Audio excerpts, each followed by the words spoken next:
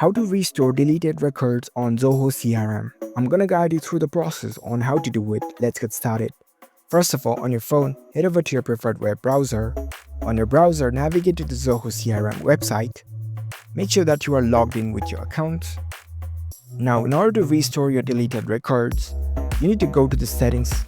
Here in this home screen, at the bottom left, you can see the settings icon. Tap on this. Now on the left hand side, you can see different settings menus. Scroll down, and here in this data administration section, you can see the recycle bin option. Tap on this. Now you'll be taken to the recycle bin page.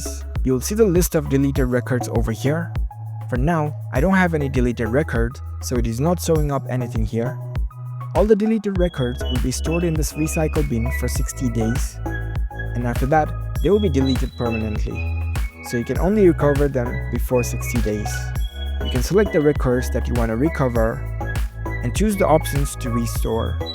So that's how you can easily restore deleted records in Zoho CRM. If you found this video helpful, don't forget to give this video a thumbs up and subscribe to our channel for more tech tips. Thank you for watching.